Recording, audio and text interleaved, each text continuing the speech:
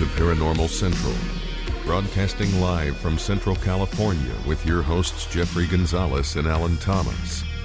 Broadcasting video worldwide at ParanormalCentral.net and broadcasting audio on the Dark Matter Network at ArtBell.com. Are you ready to witness something you cannot explain?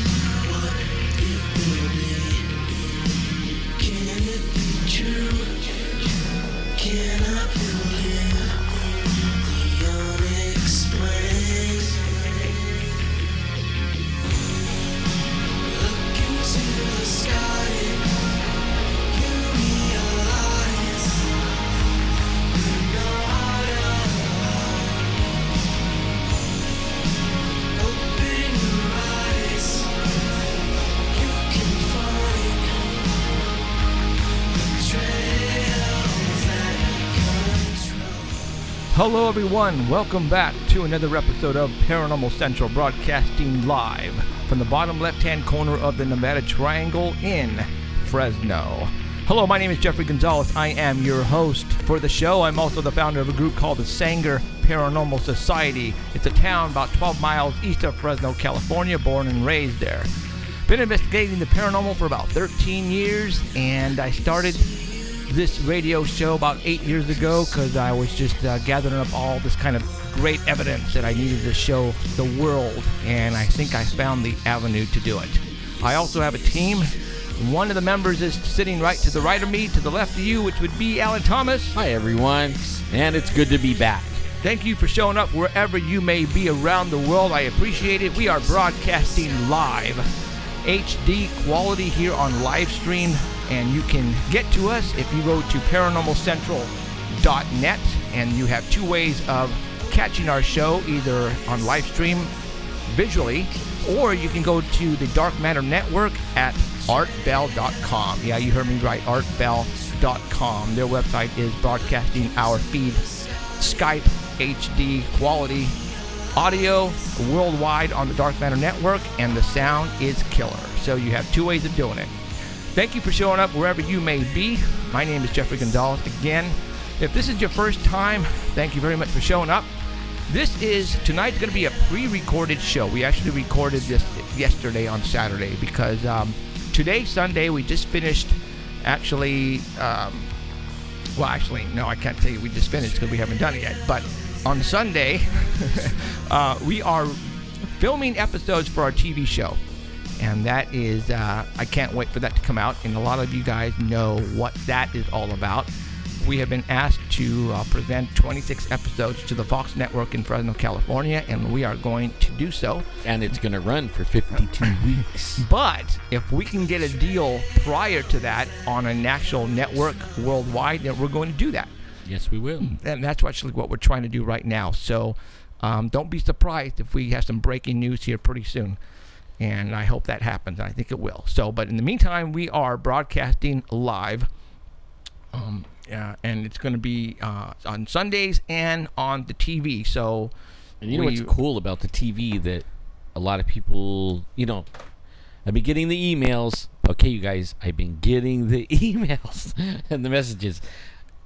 We updated the deal, and the ones that go to Indiegogo, the Indiegogo site that we're raising money to help pay for the production costs for the television. Everyone that, $40? Everybody that donates $40 will get a password, and they can watch the show, the TV show, live, or not live, but only on the internet, okay?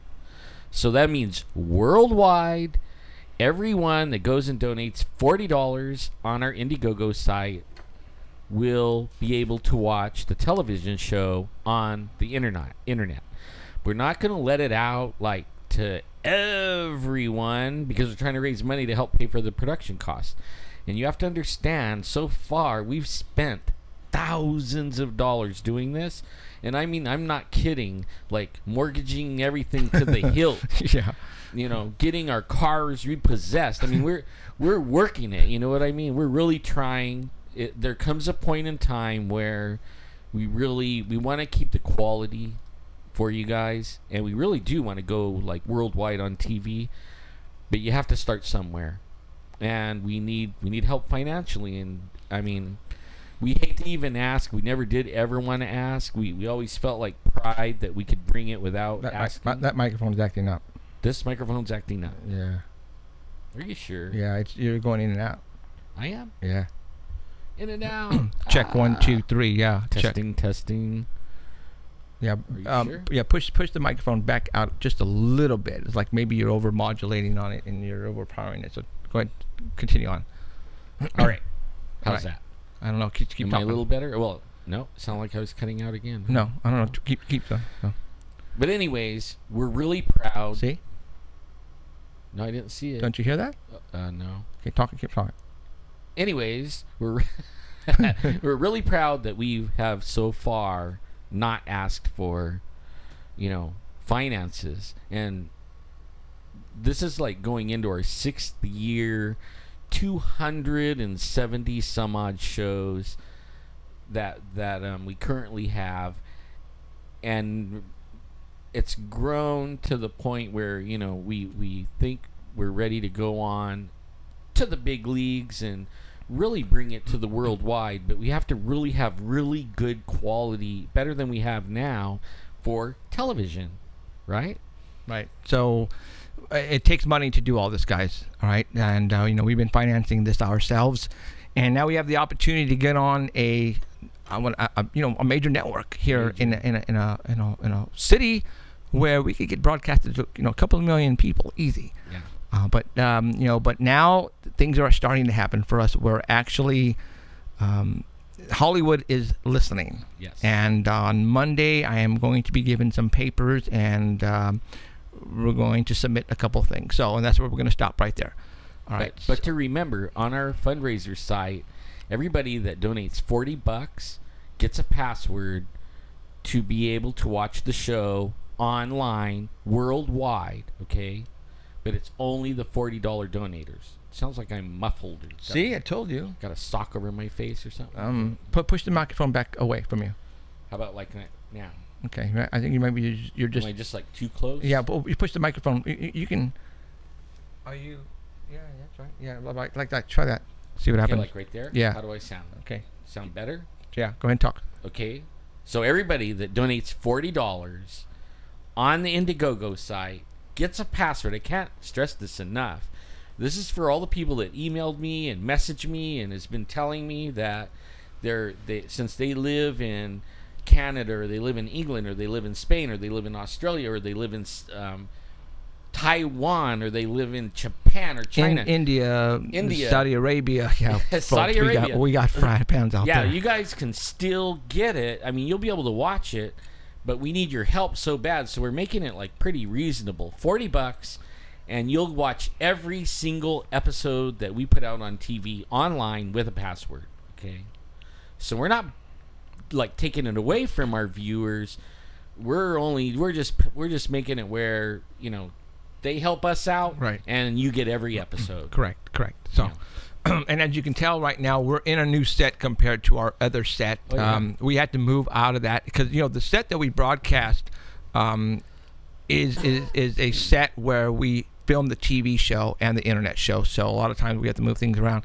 I like where we're at here. This is actually part of the TV show set, and I think we're going to keep everything here. This is a very cool setup right now. Obviously on the TV show, things are going to be switched around, and we're going to make things look better. But right now, this is where we're going to stay. Hope you guys like it, and we're going to keep adding props to the set. And so there you go. Whoa, what happened there? Oh, all right. So what we're going to do right now is we're going to get a hold of Danny, who's on standby on Saturday. And he's probably laughing at us because we were, trying some things. Third chance, right? Third try. All right. So let me get a hold of Danny here. And like I said, Emerald is usually the one who calls Danny for us, but Emerald is not here. And I'm kind of glad to be back. If you notice, I was gone for a little while. Yes, you were. Sick. Sick. Oh man, I feel sorry for all you guys with the flu right now. I'd be praying for you. stuff is nasty. Hello. Danny. Domino's Pizza. Good evening, and welcome to my dungeon. I wonder sometimes what this guy is smoking over there. Yeah. Dad, were you laughing at us, watching us on the? Yes. Yeah, I know. Yeah, he thought we were smoking something. I mean, I got an alert every time you went live. did you really? Really? Yeah. Oh my gosh. Wow, so all around the world, everybody's Getting an alert, but getting see, I didn't alerts. mean to put out an alert. Oh crap. Oh, well. Okay, well, I wonder how many people are actually on If here. you subscribe to you, it sends out an alert every time you go live. Wow. Okay. Oh, wow.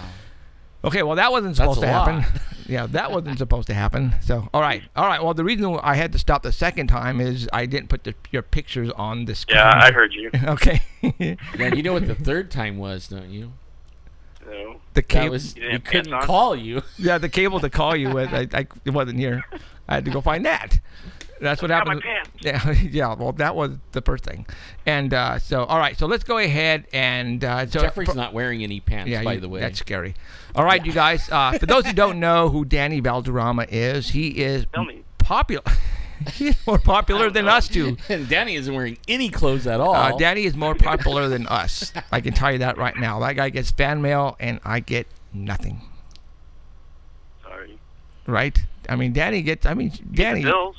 What? You get the bills. Yeah, You I get the Oh, bills. jeez. Hooray.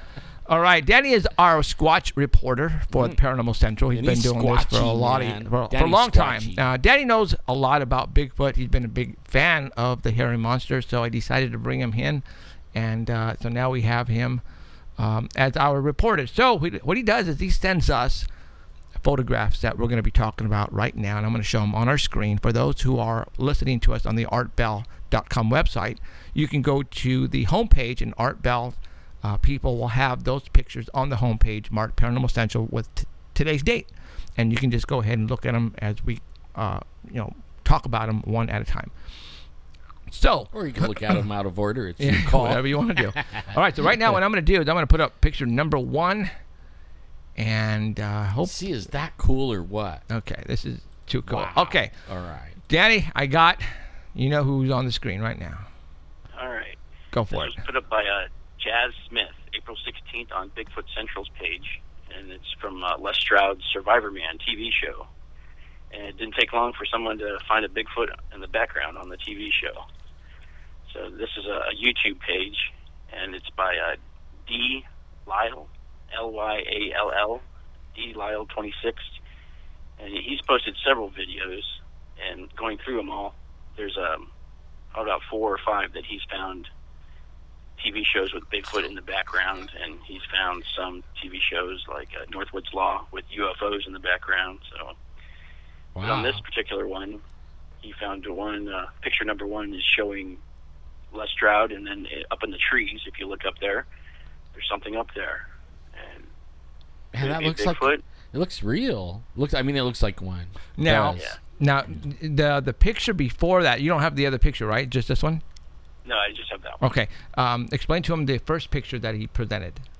I didn't see the first picture. Oh, you Oh, did? was the one with something behind a tree peeking out? Well, no, it was the object that we're looking at right now. It was actually around the tree itself, and it had his arms around it like it was climbing up.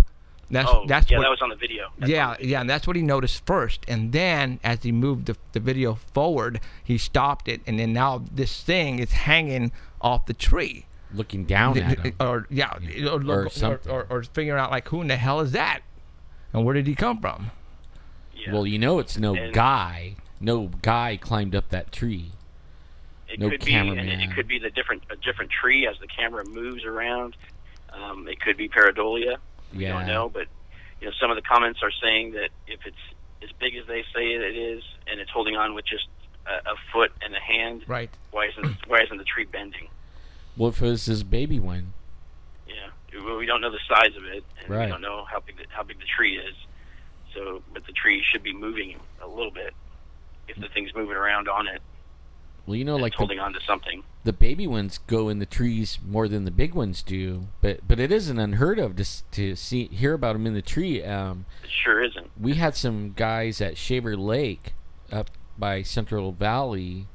It's about an hour above Central Valley, and it was during deer season, and there was one in a tree, and they started shooting at it, and it actually was getting behind the tree from them, and then jumped to the next tree, and they chased it through the woods, and it was jumping from tree to tree to tree, and they were shooting at it. Yeah, I think that was the white one. Yeah, the white one. But I mean, it isn't unheard of that they're in trees, really. And one of our episodes for Paranormal Central TV is we're taking the film crew up to the spot where we go. And we found a tree with some really cool stuff at the top of this particular tree, about 80 foot up. And we're going to get that on video for you guys because it's going to blow you go. We talked about it here, but it's time to get it on TV so people can understand how tall that tree is. So. We'll see how many people come back alive. Yeah, well, you're going with us. I guarantee you I will come back alive. Yeah, whatever. All right. Yeah, some people are saying, how can it support the weight? And some people are saying it's Todd standing in a suit up there. You know what? Todd Standing would not. Todd Standing would not climb that tree. That is really high. That's like 80 feet. Not taller than that. Yeah. Todd Standing was on this episode with him. Yeah, he was. Oh, he was. Yeah. Yeah. But who's gonna? Nobody's gonna climb 80. Nobody's gonna climb that whatever feet up there. That's up there. No, and yeah, you're right. We have gotten reports. If you go to picture number 2, this is a report that we've had on the show before. I brought it back, and it's something up in the trees. Oh yeah. Oh, I remember that one. Right. Something that's sitting up there in the trees, and that picture number 3 is like a close-up roll of into it. You know. If you remember that story, this was a dad and his kid who were out in the forest hunting. Right.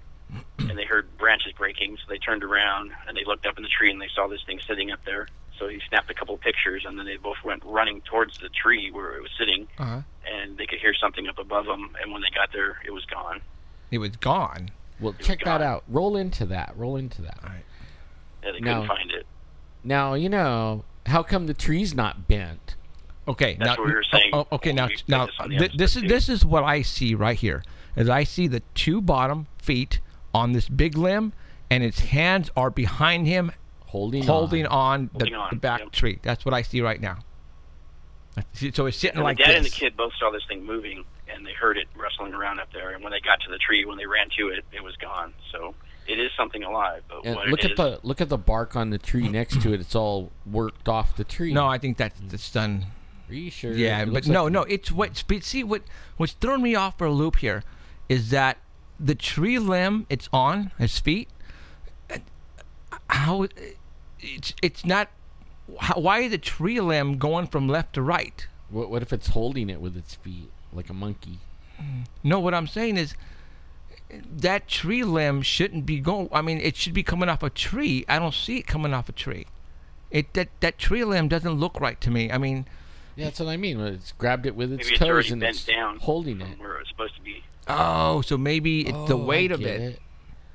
So he like walked on it, or he's holding it down with his feet while he sits there. Right. As soon as he lets go of it, it's gonna go whoosh. Poof, there you go. There you go. Like a catapult. Right. Now, I want to stop really quick. There are people now getting on the chat and probably freaking out right now. And I'm going to go ahead and brief you guys really quick, and I'm going to probably end up doing this. This is only going to be a 2-hour show tonight. The show that we are recording for tomorrow night, for Sunday.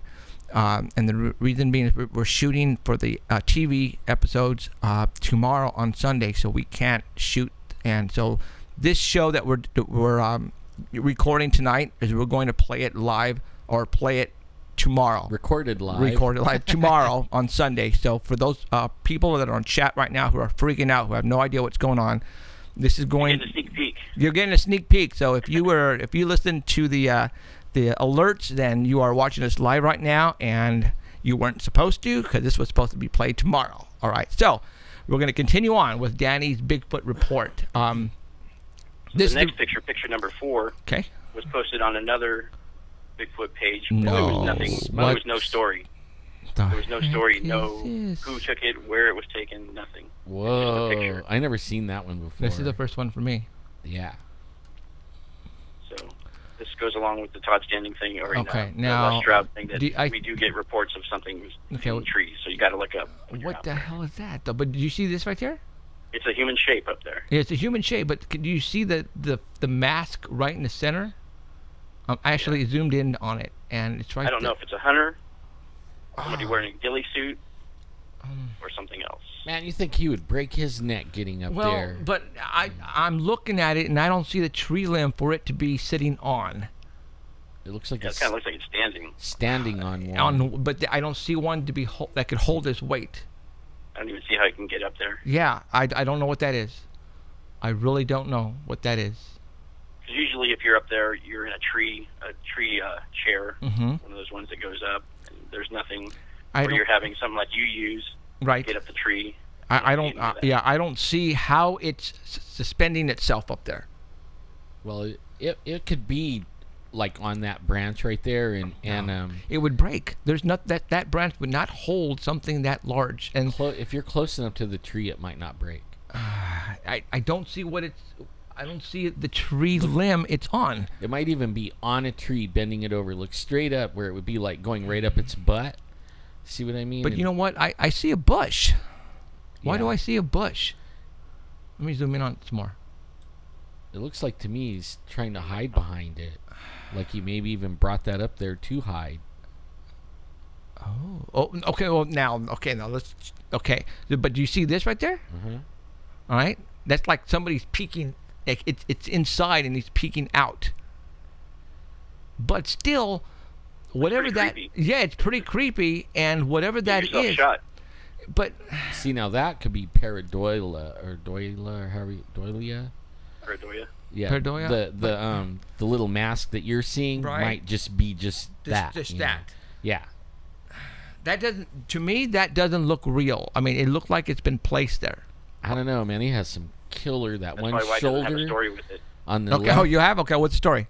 No, that's probably why it doesn't. Oh, have why a it story. doesn't have a story? Ah. It doesn't make any. That just doesn't make any. It was just posted there. The bushes or the trees or the leaves that are coming off this thing does not match anything around it. But see, you can't tell because of the way it's holding its bushes around it. You can't really see. I think that bottom one is big enough. It even looks like it splits. You mean this one right here? Yeah. See, that's why I don't think so. Man, it's hard to tell, but I bet it is because he's right next to the tree with it. And the closer you get to the tree, the harder it is to break. That is true. Okay, I don't know. I don't know what to say about this. Me either. For some reason, it and seems... He might not be as bulky as what we're looking. For some reason, this seems fake to me. It could be just a big clump of branches that fell down and has a shape of a man. Could be. Okay, that could be from up above and fell down, but... I'm glad you did the tree thing, Danny, because a lot of people think... Yeah. First of all, they think there's only one Bigfoot. Right. You know? Yeah, I can't believe that when I hear that. What? Yeah, but then, you know, like we He's know... on vacation more than I am then. We know they're in trees, and a lot of people don't even... That is, like, not in their vocabulary that a Bigfoot's in a tree, but they get in them, you know? And they sound like 500-pound owls, too, you know? Yeah, I even heard a report of some cops that went to a Bigfoot sighting that was reported, and they went into the area where it was seen, and they asked them if they looked up, and they said, no, we were scared to. Ah, because they knew it was up there, right? They just looked on the ground, said, nothing's here, let's go. Wow. That's my kind of looking around, man. Right on. Okay, let's go to the next one. All right. That next would one be... The next one is the Bigfoot with a baby from Okay. New Mexico area. Okay. There was a video, and that shows something up on a hill, and then all of a sudden it moves to the other side of the hill. Right. Okay, so right Looks now... like it was solved, but I don't think a lot of people knew that it was solved because it's still getting played out there like it's a real video. So it's... It was on multiple pages. Right. I put the video up on the Paranormal Central page. And it was on BigfootBlogger.com, and it was on Parabreakdown. And picture 5 shows a still from the video, and you can see something on the side of the hill there. Right. And then as the camera guy is filming it, you'll see it all of a sudden move. And what they're saying is it's a Bigfoot on all fours, and it looks like he's carrying a baby one. I don't see anywhere in the video where you can see something that looks like a baby. But this picture 6 is the close-up of that same picture. Then you know, when it goes over the hill, it's narrow. Have you noticed that? It's really, really narrow, and it kind of looks like a bear or a dog or something. Yeah. So you think it could be a mountain lion, jaguar, a black one? Something like that, but Para Breakdown, he did the breakdown on it, and that's what I was bringing attention to, because it looks like he solved it. So if you go to picture 7. Okay, now 7, dude, I didn't. Oh, 7. It's a Facebook profile picture. Got it. Okay, and Para Breakdown went to this guy's. First of all, found out who shot the video. Okay. And then he went to his Facebook page, and this is a guy by the name of Cody Tabby, Tabbee, and this is his Facebook page, and he's the one that actually took the first video and posted it, and then somebody else got it and said, hey, it's Bigfoot. But this guy is saying that when he went onto his page, when Para Breakdown went down to his page, he looked at his videos, and there's the first one and the second one. This is the second one that everyone's looking at. But the first one shows picture number 8, and it's a dog running towards the mountainside. Oh, really? A dog? Yeah. It's a dog or a wolf. He didn't know what it was. That's why it said it kind of looked weird. That's why he was filming it in the first place. So there's some kind of dog or wolf or something running towards the mountainside that saw him and took off running. And then the second video is it up on the side of the mountain. So it's not a Bigfoot. Maybe it's a dog man or wolf man. It's a dog. It's dog man. Yeah. During its cub. Okay. Well, there you go. And but you have to remember, Para Breakdown was also the one who said that thing that was running on the side of the train tracks was a guy in a hoodie carrying a skateboard. That's right. So take it for what it's worth. Take it for what it's worth. I think he saw the first video and the second video. Well, I really enjoyed our trip over to Colorado. You know, that 2 weeks that we were over there, and we shot 3 Bigfoot. You know, we never went, you guys. We never went. I wish we did, but we haven't gone. So, all right. I'd call their bluff. Hi, Colorado. So, I'm sorry, okay. I didn't mean that. You know. All right. Picture number 9. We have some houses. What do we got here? Yep. Okay, this is from the Cryptozoology news page, and this was very interesting. It was posted on July 10th of 2014, but the actual sighting took place in 1973, and it was in Murfreesboro, Illinois, in the summer of '73. It's in the Westwood Hills subdivision, and around 10 o'clock, a couple spotted a Bigfoot. Randall Creeth, he was with his high school friend on a date, Cheryl Roth, and they were sitting on their parents' breezeway on a porch swing kind of thing, and they heard something in the forest behind them. So they jumped up and they went down the breezeway, and he was walking ahead of her, and he turned the corner and he just stopped, and he told her to come here, and then she went up to where he was, and she said, and there it was. It just stood there looking at us, and he said that it had a human form, smelled, and it was slimy with the substance covering its body, with a slimy substance covering its body. He said it was about 8 feet tall, stocky as a football player, and they were about 15 feet away from it. That's close. Picture 10 is just something I found that closely matches what he was talking about. He didn't provide a picture. I found that one. Whoa. A white one again? Like a white one again. Color? But this was in Illinois. So this was 15. They said they were 15 foot away. They could see the texture on the fur, and they said it kind of looked like a sheepdog. It was long and hairy and kind of looked like a sheepdog. He said it looked like an ape. It didn't have human features on its face, and it was white, but it was dirty and matted. It had a really bad odor, really rank. He said he's never smelled anything like this. Did its eyes glow? Did he say like that? Didn't say they glowed, but it said it seemed like an eternity that they were standing there looking at each other, and then all of a sudden it just turned and walked away into the forest. Wow. And they could hear it going through the forest, both of them. And they said they're not kidding, and this has really happened. And he said that he knows what he saw. So they called the cops right after it happened, and the cops showed up, a man by the name of Ron Manwaring, and he said he went there, took the call seriously, and when he got there, he heard shrieking coming from the woods. He smelled the same odor that they did. He looked where they said it was standing, and the ground was all trampled about it. The whole area was all trampled down. And the reason he took this call seriously was because 4 minutes earlier, before they called, they got another call from a family who said their 4-year-old was screaming. His name was Christian Burrill, was saying that there was a large ghost in the backyard. Wow. Oh, man. So the cops are saying, okay, we got a prowler. Right. He's at this next house, so we're going to go over there and check it out. They weren't expecting to hear the screams or the smells or anything. Right. But a couple nights before, they had another call. Another couple reported this similar thing walking towards their car. And 2 cops responded to that, too, when they went out there, and they heard the screaming from the woods. And it was so loud that one of the cops dropped his gun. Oh. And they freaked out. Very cool. So, and then days after this happened, they were still getting reports. There was a carnival in town, and the carnival workers even reported seeing this thing, and they said that it came up to the ponies, and it looked curious, wanted to see what the ponies were all about, and it took off. Wow. They were calling this the Big Muddy Monster. How long ago was this? This was in '73, though. 73. But it's just coming out. It's I guess it was out, and now it's coming back around. Wow. But this guy, he said that Randy Creeth, he said it reinforced my belief that humanity is not nearly as intelligent as we think. Our systems of natural law is not really as fixed as we would like to believe. We don't know nearly as much about the world as we pretend. Very He true. said it changed his life. It totally changed his life. 10 years after this encounter, he became a minister at the First Baptist Church in Sheffield. Whoa. Yeah. That's cool. And you know what? I found him. I talked to him on Facebook Whoa. to see if this story was actually true, and he wanted to know where I heard about it from, so I sent him the article. He read it. He said, yep, that's pretty much how it happened. He said that everything in there is true. So I asked him to come on the show. He said he doesn't talk about it anymore. He said he doesn't do interviews because people were rude to him and disrespectful and all that stuff.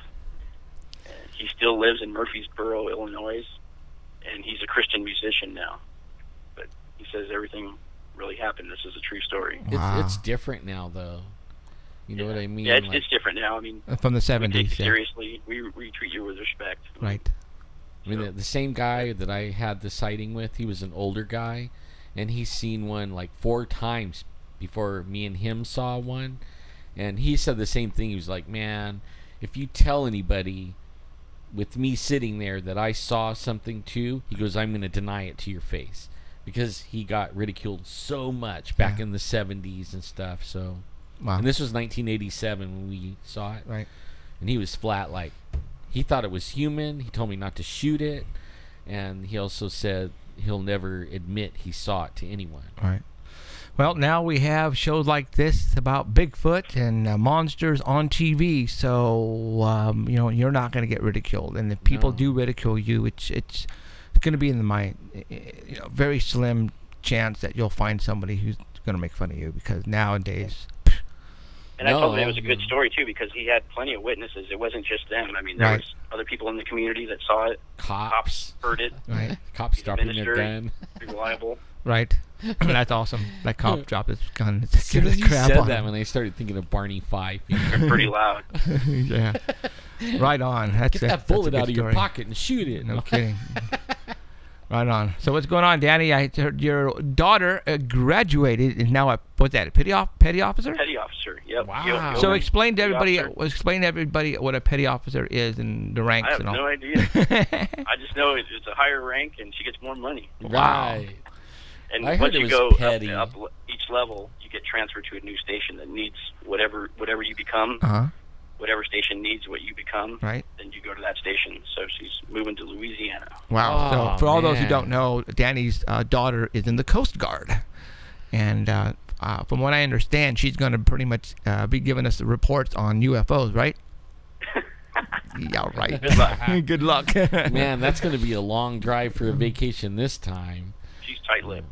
Yeah, I bet she is. Heck yeah. Well, you have to be, man. I mean, you can't. I mean, it's a career for her now, so she can't be talking UFOs. She's probably saying, Danny Valderrama, I have no idea who that is.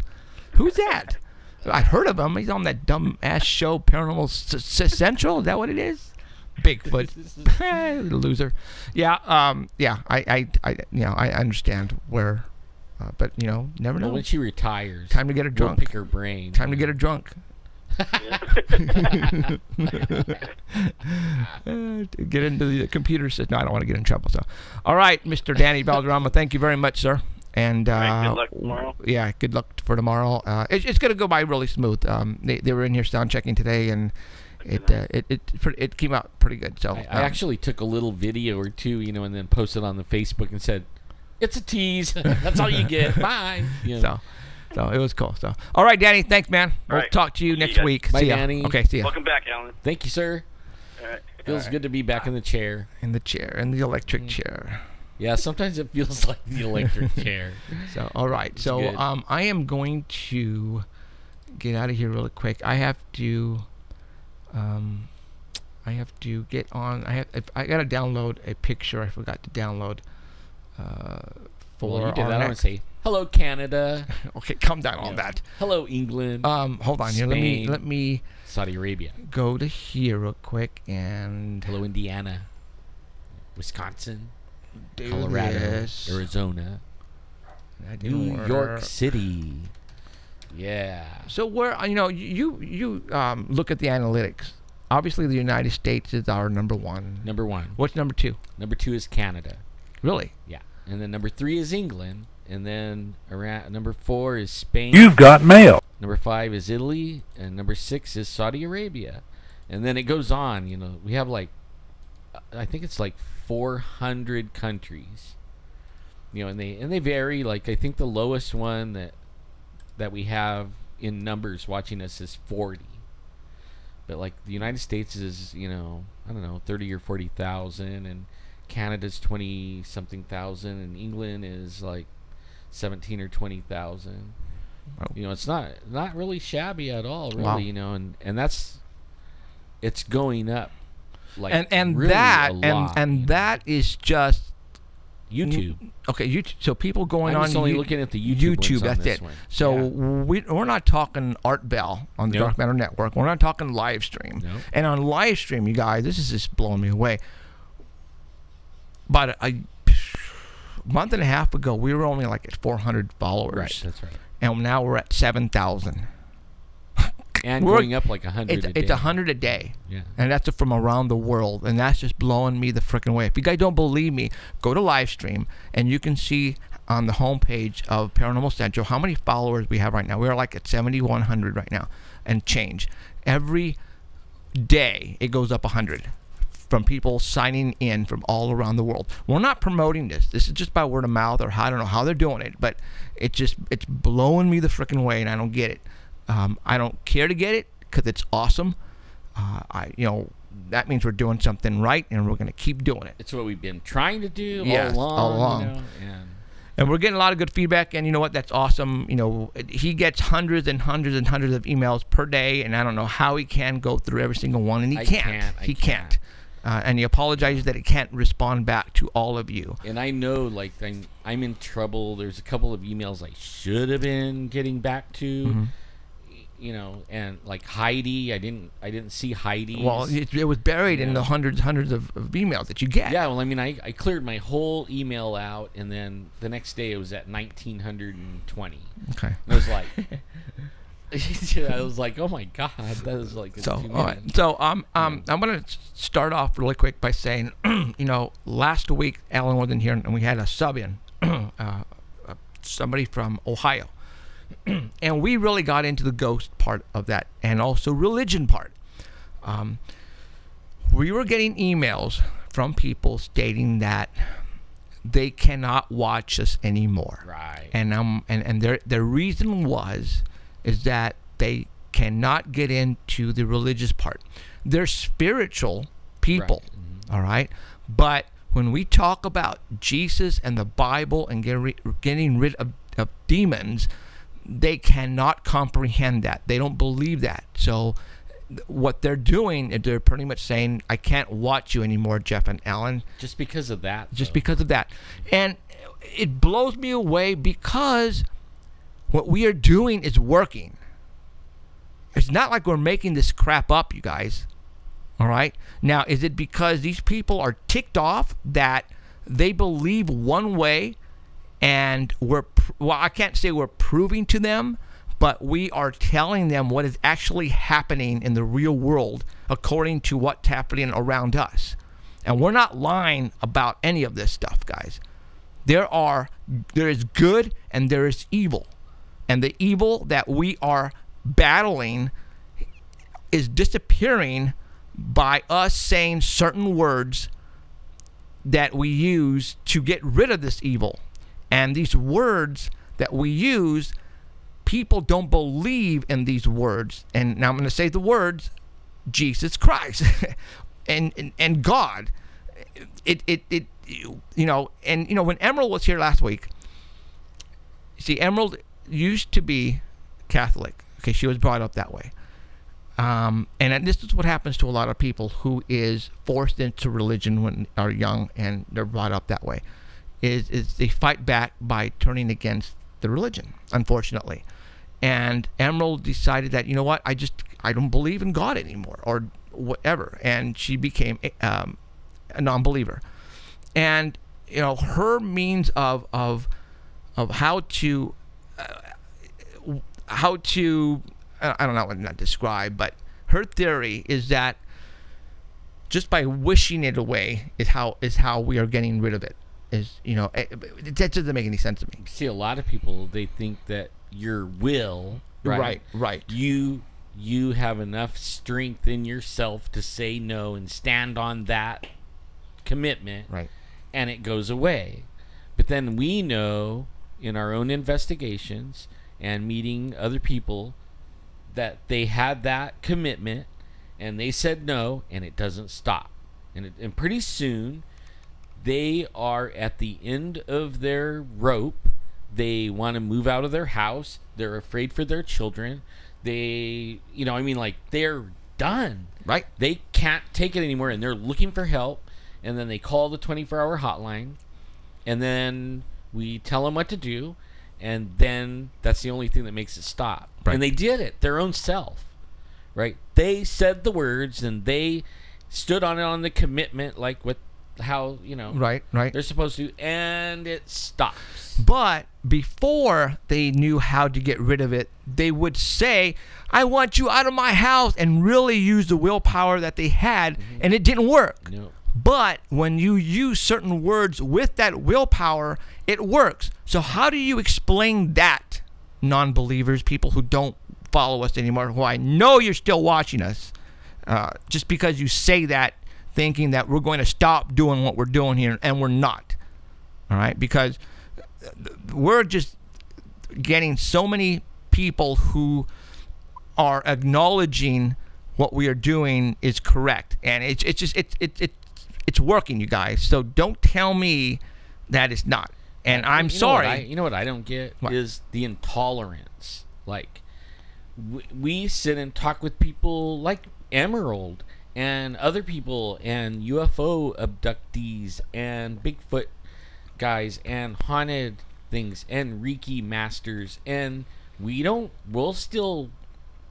not drawing the line anywhere on them. They can believe whatever they want to believe. I mean, we're not forcing anyone. Right. And we're not forcing nothing. We're just bringing you what we find in the field. Right. And whether it be Bigfoot evidence or UFO evidence or what works against demons and stuff like that, we're bringing it. Right. And it's working, guys. And it works. Yeah, it does right. work. It works. So, we're sorry that those people who are leaving us because we are we're saying that name that they don't want to hear. But unfortunately, it to them, we're going to say it. This show here, and a lot of people were getting back to us that we were doing a lot of stuff on Bigfoot, and this is a paranormal show, okay? And I apologize that sometimes that we just happen to get a lot of good evidence on Bigfoot. So we're going to talk about that. And especially if that Bigfoot evidence is personal, meaning it's coming from us and we know the person that it's coming from and it's around this area where we live, which is Fresno, California, and the Sierra Mountains, then we're going to give it to you because, you're not going to get that from anywhere else. There are people... And it's not from 1973. Yeah, or 67. Yeah. Patterson. Okay, we're talking about stuff that happened last week or a couple of weeks ago or yesterday. All right? This is the stuff you're going to get on this show and on the TV show. You're going to get stuff that you've never heard before, ever. All right? And we're going to get people on here to talk about it. All right? And we're going to get people who got some great video a couple of weks ago about a UFO. As a matter of fact, I'm going to call him up here pretty quick. See, I was just going to say that, I know people haven't seen all 275 shows that we have in the can, that we've been doing this a long, long, long time. And there's weeks that there's like a month that there was a UFO hanging over everywhere for hours. In Fresno, California. And everybody's seeing it, and we had this like UFO flap going. We didn't hardly talk about Bigfoot or ghost at that time. Right. We were focusing on what is going on right now. Right. Like even right now, I heard that there's a Bigfoot flap going on in Bakersfield, only a couple hours from us. UFO. Yeah, UFO. Yeah, UFO flap. And you're right. But it's happening here too, which is only 2 hours drive time. But how much is that in flight time? A couple seconds. Yeah. And why are they talking about it in Bakersfield? I know the people who are talking about it in Bakersfield. Actually, it's another website, and which is fine and everything. But when we have the flap, when we talk about it, no one else talks about it. Right. Yeah. And it's because, well, I have my theories. I'm not going to go into it.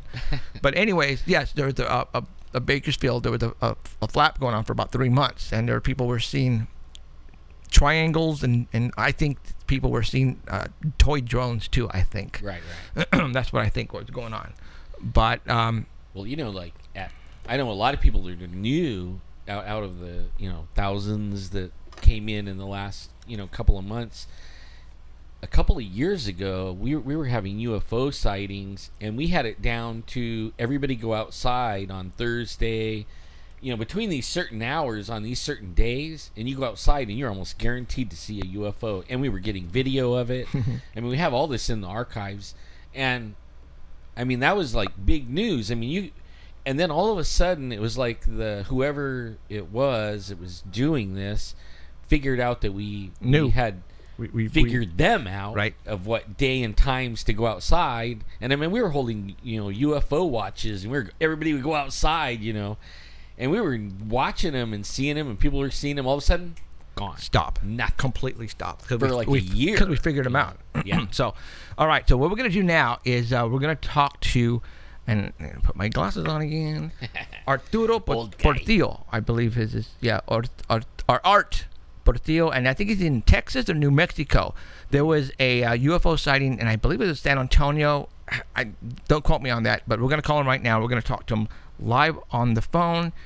Oh, crap. So it's like not in California. No. So it's like very recent sighting. Well, he took a video. Cool. And I'm going to show you a snapshot of that video.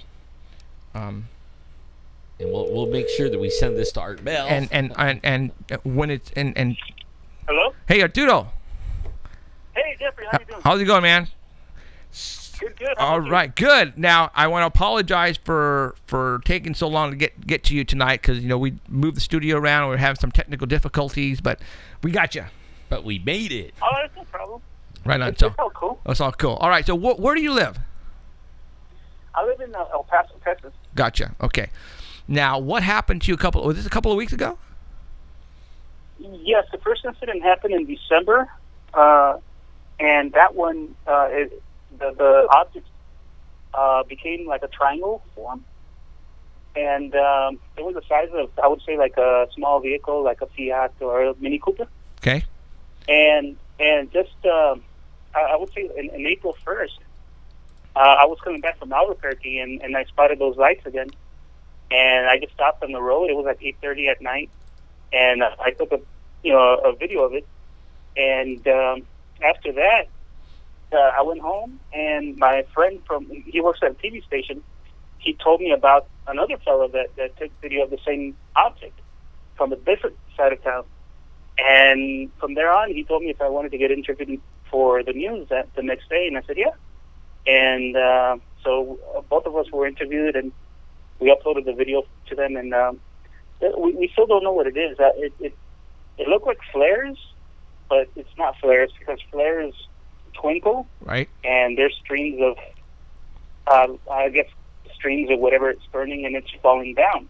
Okay. And this one, the flares aren't that big. This was pretty big. Okay.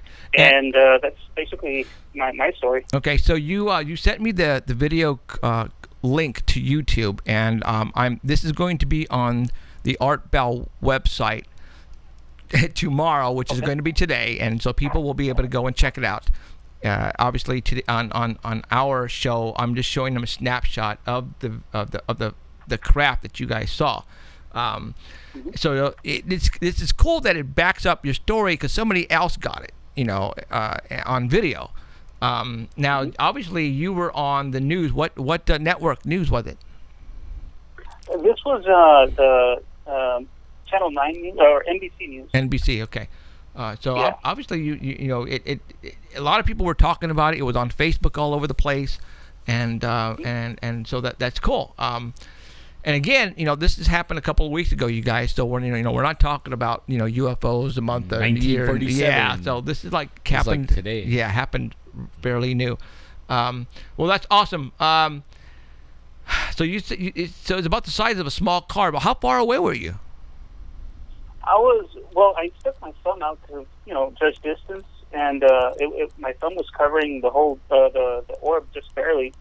I would say it was like around, I would say like 100 to 200 yards upwards, and I would say about 2-3 miles off in the distance. Okay, so it's not that far. That far at all. So right on. How long were you able to see it, and then how did it disappear? Or well, every time I see them, they're already on. So when I take my camera out, it disappears like in about 1 or 2 minutes. And after that, they turn on and off. And then the thing is, when they appear again, one of them appears in the same exact place that it disappeared from. So unless they're the people who are throwing the flares are exact marksmen, right.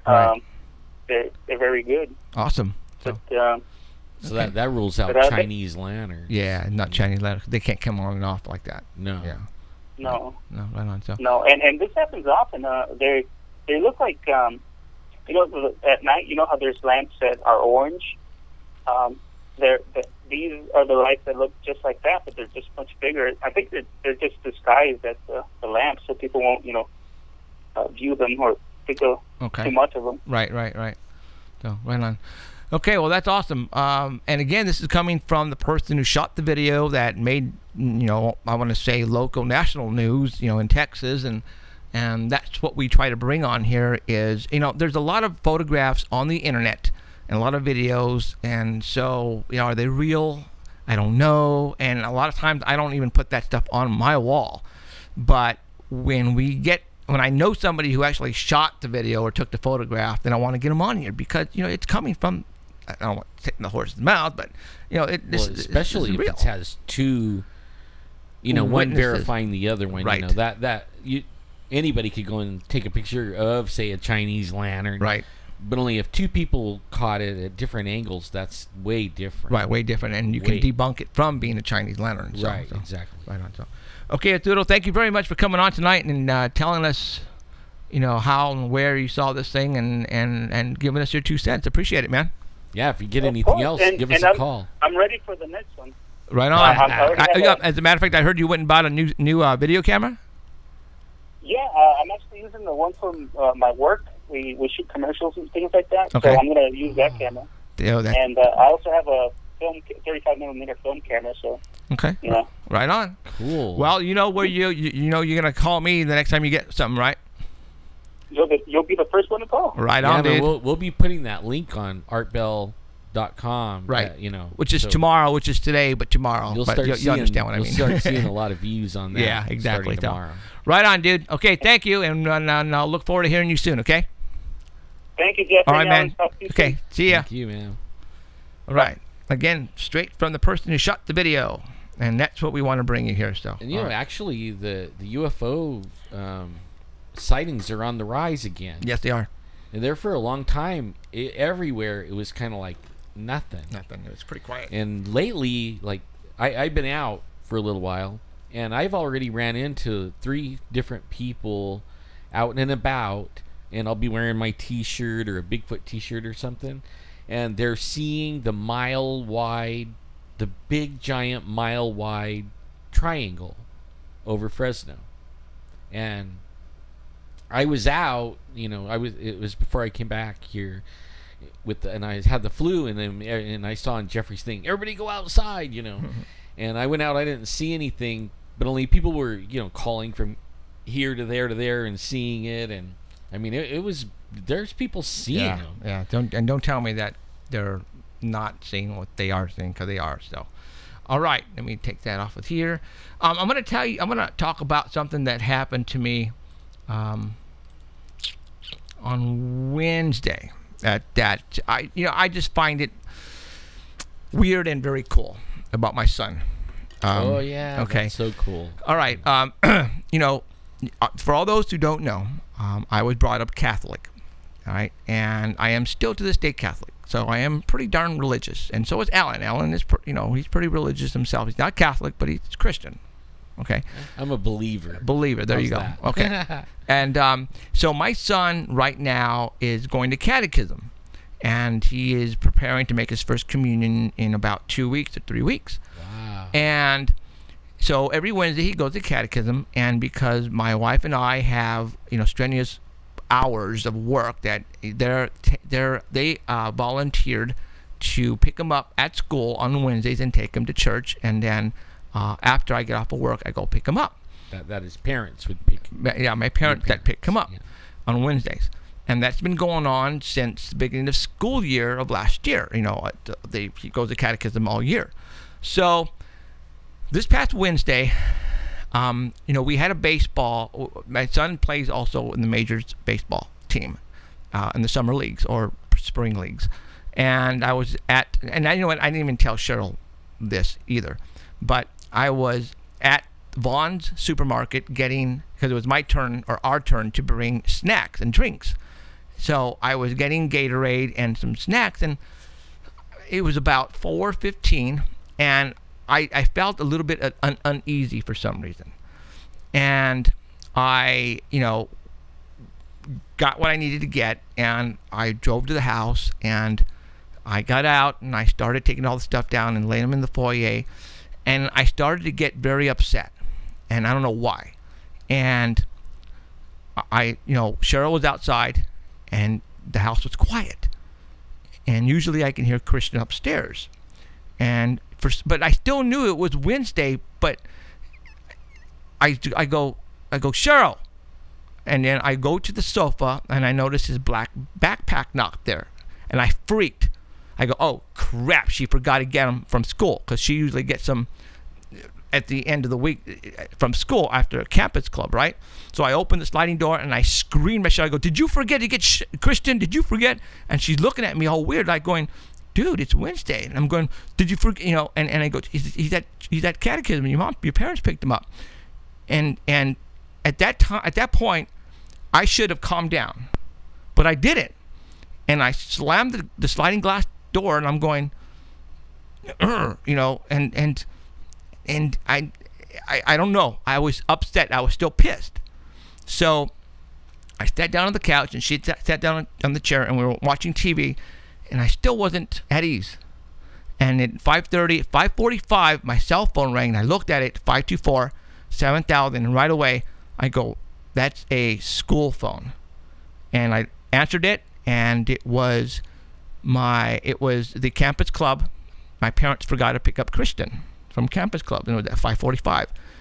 And I go, what? That's like an hour and 45 minutes late. Well, right? No, they usually pick him up sooner than that. He was basically he was the last one at the whole school, and they were waiting. Yeah, they pick him up at 4. Oh, they pick it up by 3:30, 4 o'clock. So and you're going 5:45. That's an hour and a half. Yeah. So I turn to Cheryl. I go, oh my God, my parents forgot to pick up Christian. And she goes, what? And I jumped in my truck, and I zoomed on over there. And on the way up and on the way back, I'm going, whoa. I was freaking out because I knew something was wrong. And I've never, ever, ever done that. Ever.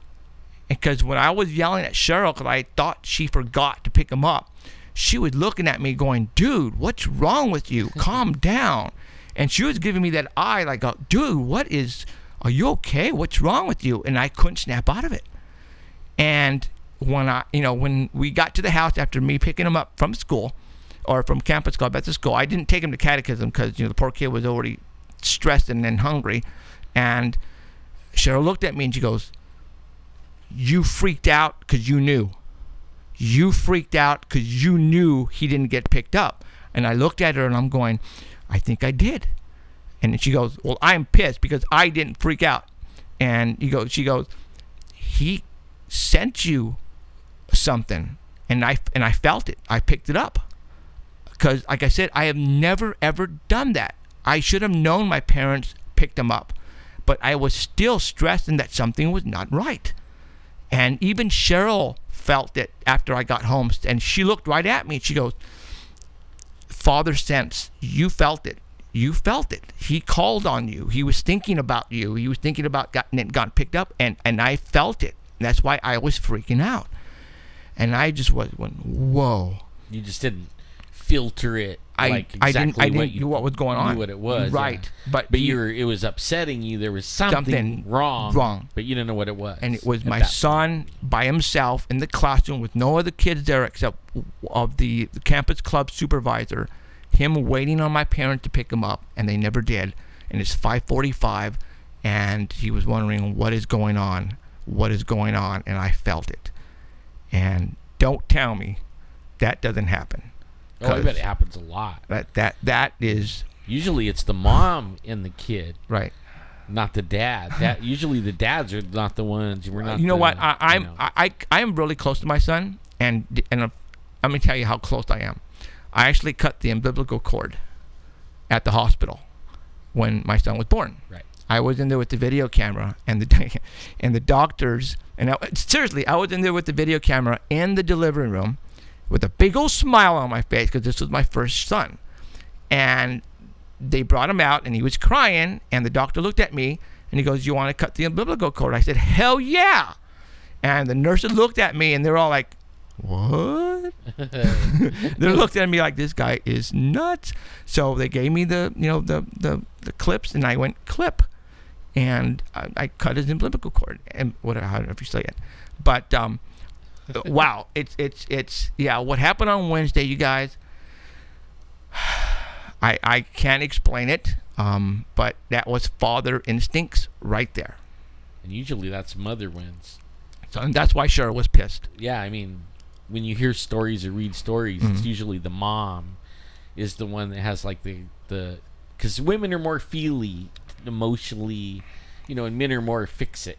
Well, my wife gets mad at me because she'll come with a problem and tell me all about it, and then I'm like, yeah, well, if you do this, like that one, the Facebook video, did you see it? And the girl has the nail in her head, and it's stuck in her head like that, and she's saying, I got these headaches, and like these blinding headaches and stuff like that. And then the husband's like looking at the nail, and he goes, but if you only, she goes, that's what's all, you always want to fix everything, it's not the nail, right? It isn't it, and then she starts going back into all her problems, everything, and he's looking at the nail. He goes, oh, I just want to listen to you. No, I didn't see that one. No. But that's what I mean. Right. Men fix it. We're not really in touch, right? Supposedly. Well, right? I love that kid to death. So, but I just wanted to share that with you guys because that was like, wow. I had to sit down after that happened because, like I said, Cheryl knew exactly why I blew up. Right. She knew exactly, and I was going to say something, but she beat me to it. She goes, "You heard him. You did. You heard him. You knew something was not right." Because I have never done that on a Wednesday, screaming about where's Christian, where's Christian. So I wanted to get that out. So that's what happened to me on Wednesday. All right. I kind of had one, and I think it was like Wednesday. My daughter calls my wife and says that she can't find the granddaughter, and it's like 8 o'clock at night, dark, 9 o'clock. And we gotta go over there, that we can't find her. And she's looked everywhere, and she's panicking. My daughter's running around panicking, so finally, and for some reason I wasn't panicking. I'm like, you know what? Did she check the cabinet in the kitchen? She might be in there, and or look under her bed or something. For some reason I kind of knew that she was there, but so and then when we get over there, we're like pulling up to the house, and then the phone rings, and my daughter says, "It's okay, I found her. She was in a dollhouse." And all curled up inside of this dollhouse, and all she could see was a little patch of her hair. And she doesn't know how she got in there because she was asleep in her bed. And then when she checked in, she wasn't. And then all the kids were running around looking and couldn't find her. And the littlest little boy saw the piece of hair in the window of the dollhouse. And there she was. But I didn't panic, and it was my senses telling me that She was fine. yeah, she's fine, even though my wife and daughter were They're freaking out. They're ready to call the police and stuff. Weird. But only I bet a lot of people have that. That is kind of supernatural. And sometimes they don't put two and two together either. Right. Right. They don't. They just they just don't put two and two together. So, all right. So people should trust their feelings, instincts, right? and their feelings a lot more. Okay. Last week, obviously, I started on, and let's talk about that before I continue with the prepping. Last week, we started off with the ghost and with the Ohio paranormal investigator here, and then I got into the prepping. I got a lot of messages after that show stating, "We are a paranormal show. What are we doing prepping? That's not paranormal." And that's where what Alan is stressing here is conspiracy theories. All right. When we say paranormal, we're going to try to cover everything, and that is, pretty much everything. That's crazy, weird conspiracy theories, government, religion, ghost, monsters, UFOs, outer space. All that is included. All right. And I also got people who appreciated what I did. I got a lot of those. Okay. And I got a lot of people who actually went and purchased right off the bat what we were talking about. Yep. That right there, ladies and gentlemen, made me feel really good. Because if we can change and help somebody on this show, then I think we've succeeded. And by prepping, I had people, they were making fun of me because of all the stuff that I went and purchased. And for those who don't know the stuff that I went and purchased, I've been prepping for a long time. I didn't do all this last week or last month. Go to the last show that we did last week and watch this, the 3/4 of the second part of it or whatever. But I'm trying to cover all areas when I say prepping, and you'll understand. I don't want to go back to it, but people were making fun of me because you're going, dude, what are you doing? It's like none of this is going to happen. But again, you don't know. They don't know. Like, we live in California, and there could be an earthquake tomorrow that rattled all the houses down in the stores and everything, and you might have to live for a month. Yes. See, and I won't be ready because I can't afford to do all that. Okay. But only everybody should at least have 30 days. At least. To be able to live. And I say 90 days, even better. Yes. The government is not going to come and help Save you or assist you and save you. That's not the government's job. And the military is not going to do it either, because that's not the military jobs either. Do you know what they did? Like in Katrina? The military? They went around and kicked in everybody's doors and took their guns. Yeah. That's what they did. Yeah. They were punching old ladies, 92-year-olds in their face. I remember that video. She was just showing them what she had. And that military officer, whoever it was, went, boom, right in her face. She must have been 80 years old and just clocked her in the head. It's like, what? So if you have a disaster happen, don't tell them you got a gun. God, no. All right. So, and again, what Alan just said, please don't think we are the people that are trying to go up against the military and our government. No. We're not that at all here. No. What we are here to do is we are here to show you what's out there in our world when it comes to crazy, weird monsters, paranormal.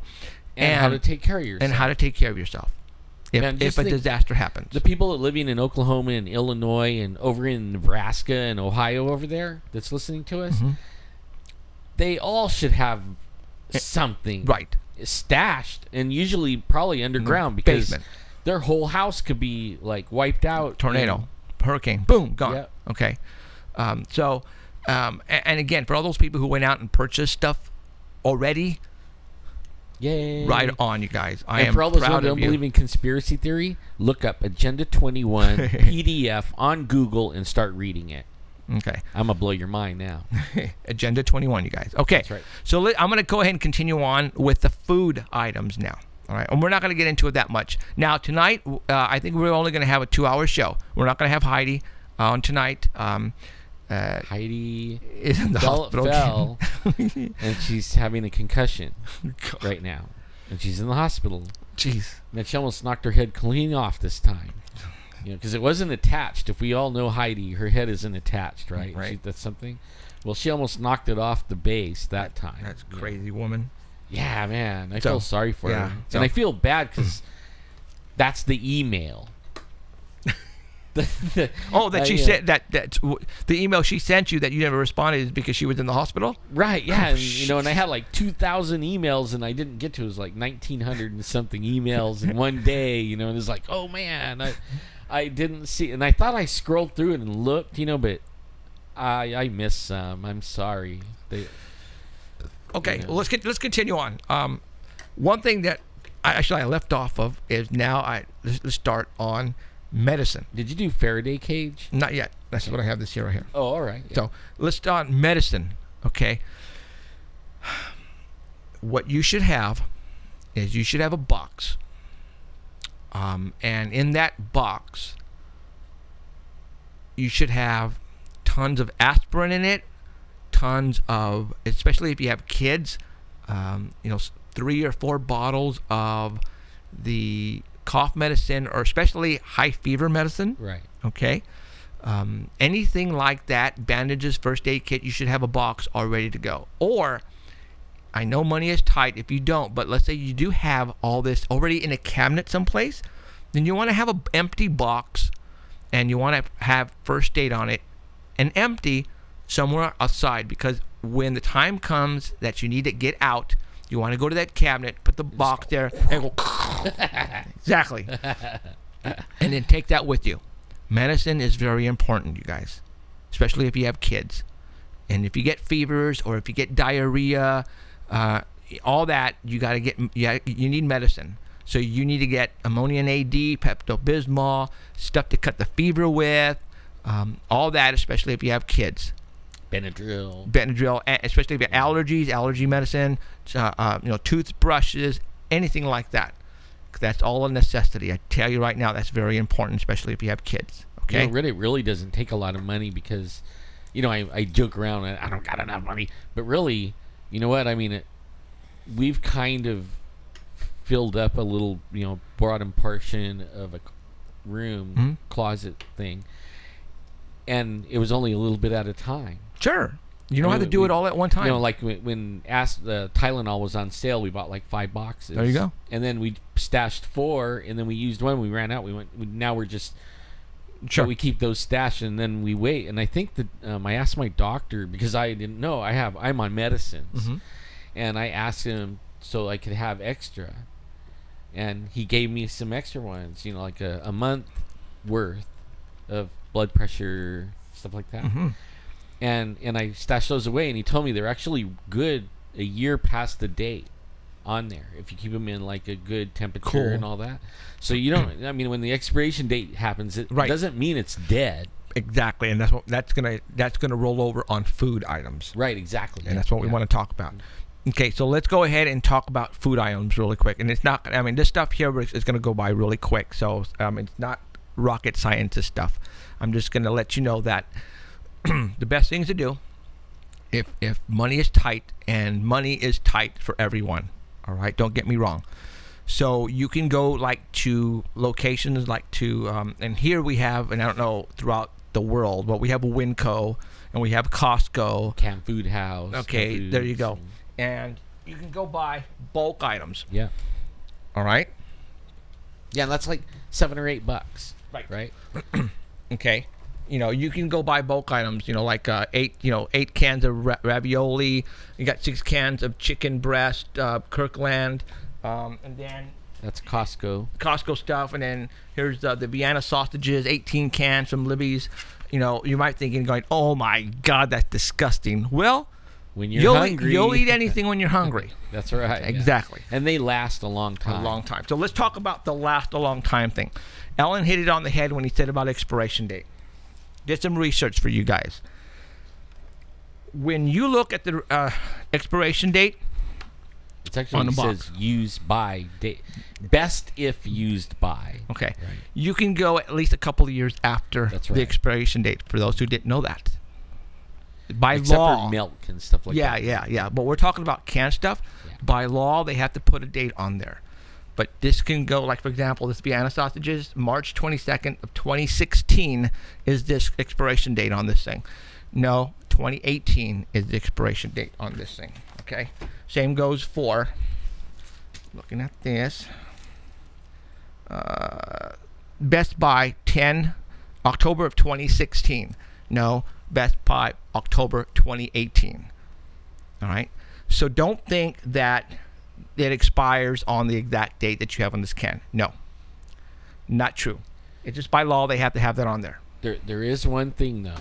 Like, when you're going to stash food like that, like cans, I mean, they'll last a long time. Never buy dented ones for that. Because they go bad. I don't know why, but only on some of our cans that we weren't paying attention, right? And we went to a canned food warehouse thing. Uh-huh. And they were like, 20 cents a can for spaghetti sauce and stuff like that. So we bought a whole bunch of these, and they were big cans too for only 20 cents. But some of them had dents. And you know what? In 6 months, those were leaking and everything and no good. I think what happens on those is when you bent the inside of the can, the shavings of the metal come off, I think, and that's what contaminates the inside. I think that's what happens. So yes, when you go to purchase, even if you're not purchasing prepping, but on a regular, when you go to grocery shop for your family, do not purchase dented cans. All right, because they will go bad sooner than later, and it just don't. All right, don't purchase them. I'm telling you right now. Okay, so it'll mess up your whole canned food closet, especially when you have one on top, and then it starts leaking down all over everything. Oh man, what a mess! Okay, so let's talk about more food stuff. At Costco, at Winco, they sometimes, I went to Winco one day. And they had these buckets right on the entrance. And this was like $55. Okay. This is the emergency food supply. I said, holy mackerel. 25-year shelf life. Wow. And it's the ultimate. It says 4-person for 72 hours it could feed for 4 people. And it has, big-sized meals. For 4 people, 72 hours. So that's 3 days. And so we're talking 3 meals per day for each person, guys. Mm-hmm. That's what this is. So if it's one guy, it's going to be like, 6 to 8 days. My wife just sent me a text. You always get the dented ones, dumbass. Seriously, she just sent me that. Yeah. Whatever. Okay. Yep. So when you have to run out of the house, get in your car, and evacuate ASAP, don't you think it would be easy that, let's say you have 4 people, and each one of them had one of these things, and you were in charge of everybody grab your bucket and go with your emergency case of, clothes and stuff. This would be a lot easier. I think all you need to prepare is just water for this stuff. And that's it. So this is a way convenient for a lot of people. And easy as well. So again, you don't have to go buy this. I'm just telling you what other possibilities you can to purchase stuff. You could even make one of those. Sure. With your own. Go buy a bucket for 50 cents at Home Depot with a lid, and then pack it with your own stuff that you like. I don't know what's in that one, but I think it's cool. But yeah, well, that one has packages with freeze-dried ones and stuff like that, and it's really packed. For 72 hours. Heavy, Yeah. So again, there are different ways that you can prep for food. A lot of people like to what's the word I'm looking for? And bottled and canned, not bottles, but when they do when they can their own tomatoes, they can their own food. Yeah. Okay, Canning. That's the right wording. It is. Okay, so they do that as well, and when you see these prepping shows on TV, they can a lot of fruit and a lot of vegetables, and you see all the cans and the sea glue jars and stuff like that. So there's ways that you can prep for food. I'm giving you one or two two ways of how to do it. And you might want to also go get the 50-pound bags of beans, 50-pound bags of rice, stuff like that. A bulk. Need to get bulk. Obviously, they're cheaper, and it's just easier that way. Okay, so that's how I'm just going to pretty much stop right there on food, because it's not really brain. I mean, you don't have to be a scientist to know what to get for food. Yeah, now, excuse me. Now, if you're like what we did is we made a bug out plan. Okay, in that our whole family knows exactly what they're grabbing, and we even have some bags packed, like little backpacks that has medicine and toothbrushes and clothes and extra things, shoes and stuff like that. But then we have a plan of where we're all going to meet. Okay, and then at the place where we're all going to meet, that's where we have some of the stuff stashed at. I mean, we take it there, like we go to visit the grandkids, then we stash it right there. And one of the things, and I never thought of it, was seeds to grow a garden, because you don't know how long. Like sometimes, if everything crashes or they shoot an EMP, and out goes the internet and cell phones and all this stuff, you might have to grow your own garden. You know what I mean? Like there isn't going to be a store. Don't make sure that whatever seed you buy is heirloom, because the other kind, like say you grow the tomatoes and then you get the seeds out, let the tomato dry out and get the seeds out, those seeds are sterile and you can't regrow the tomatoes. So if you get seeds, and you want to keep growing, like the economy stays bad or whatever, and we become Russia or something, right? Heirlooms, you can let some of the plants go to seed, or some of the fruit, and you can replant. But if it's not heirloom, it's GMO, and it's not good for you. But then it's also sterile, and it won't regrow. Wow. And that was something that we happened on by accident, growing some vegetables. And we, when I was a kid, we used to can and all that stuff. And then we would save the seeds, and I saved a bunch of them. And then the next season I went out and I was growing them, but I mean some of the plants grew, but it didn't grow any fruit. I was like, what the heck happened? And then I found out I didn't have heirloom seeds. Wow. Let's see. Now we purchase seeds. We have seeds, but it's been a couple of years since then. I don't know if they're bad or not, but they only last unless they're like in perfect. Yeah. Like you get a canning jar and keep moisture and everything out, and you heat the jar up, and like boil it and get the jar hot, and then put the seeds in it, and then put the lid on it, and then it vacuum seals it. Like when it cools off, it makes the lid real tight, and then the seeds will last maybe 2 years or so in there. But make sure it's heirloom. That was something that we happened onto by accident. Okay. All right. So everybody get that: medicine, food, seeds. All right. Now we're going to talk about one more subject on the prepping, and I probably forgot some other stuff, but hopefully Alan made me think about it. But I talk a lot about EMP. What is the EMP? Electronic magnetic pulse. And that is usually comes from a nuclear weapon or an actual bomb that puts out that pulse. And what that does is that pretty much knocks out all the electronics, however far distance that pulse goes. So that bomb, if it explodes, it sends out a pulse, and it pretty much fries all the electronics. I don't know how far, depending on how big it is. So, and that goes also for a solar flare. That's right. Okay, solar flare is the same thing. If a solar flare comes down, and it can send a pulse which fries the grid and fries your phones and fries your TVs and fries anything electronic in your house and outside as well. And then we talked about it last week. If you have a newer vehicle, you know, you turn on that vehicle and now everything is all digital. Your radio's digital. Everything is digital. You open the hood, everything is now digital. You know, it's computer dash. Exactly. So that's gonna fry. Yeah. And when that fries, that's it. You won't be able to drive anywhere. You're pretty much dead in the water. So how do you protect certain items from an EMP blast? It's called a Faraday cage. And I'm assuming Mr. Faraday invented this or was able to put one together and test it and say, hey, this works for a EMP blast. A Faraday cage. What the heck is a Faraday cage?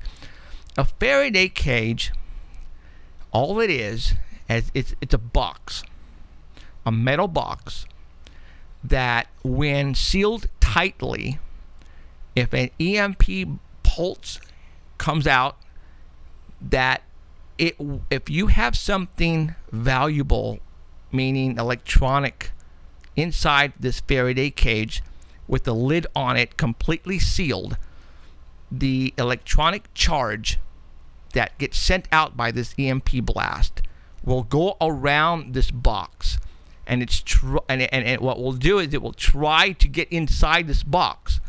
So if there is no way for this electronic pulse to get inside this box, then it will continue on, and anything in this box will be saved. All right. So how do you make a EMP or a Faraday cage? There are several ways you can build them, or you can find metal cans, and I want to tell you what I have here. This is really simple. Loaded with ammunition. Okay. No, I'm just kidding. This is an ammo case. An ammo case. Ammo can. Case, right? Mm-hmm. Okay. And this is metal.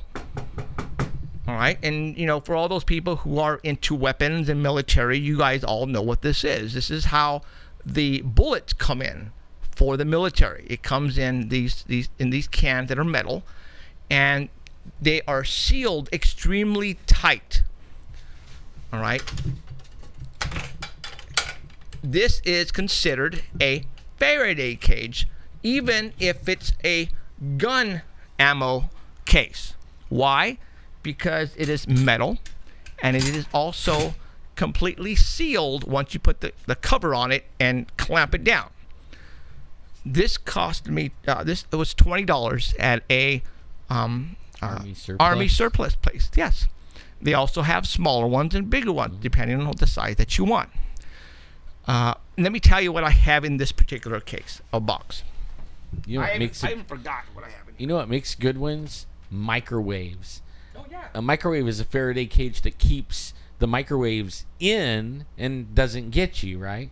But it also keeps them out. So you can take an old microwave, stash your ham radios and stuff like that in there. Absolutely. And it will keep it like your Seacrest radio, you know, right. AM radio, weather band. And let's tell people, because a microwave, you're not going to like to hear this, but the way a microwave cooks your food is with the radiation, you guys. Yeah, it does. Okay, that's how it cooks your food in the microwave. That's why it's called a microwave. It's radiation. It's radiating your food, and we eat it. Very convenient, though, but it's radiation that cooks your food.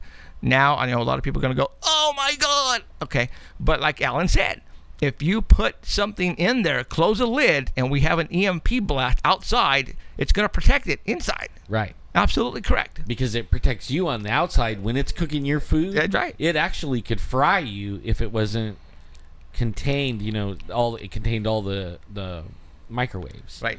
So that's but it keeps it out too. You know, it works the other way. So if you have an old microwave that just went bad and you have to go buy another one, I would suggest to put that someplace in a closet and put the items that I'm going to show you in this can in the microwave. There you go. And then what I would do afterwards, after you put it in there, you know, a lot of us have people who come over, have kids, have friends. You cannot have the door opened you can't have a little crack in anywhere on this particular can, because the EMP pulse will enter it and fry anything you have in there. It has to be completely sealed, no cracks, no openings. So what I would do is, if you do have a microwave oven that's completely not working anymore, but yet it is sealed still with the door, like Alan said, put your stuff inside and then get duct tape and tape the crap out of that thing, so nobody opens it by accident, or it doesn't leaves it cracked, or the door doesn't come open by accident because you threw up.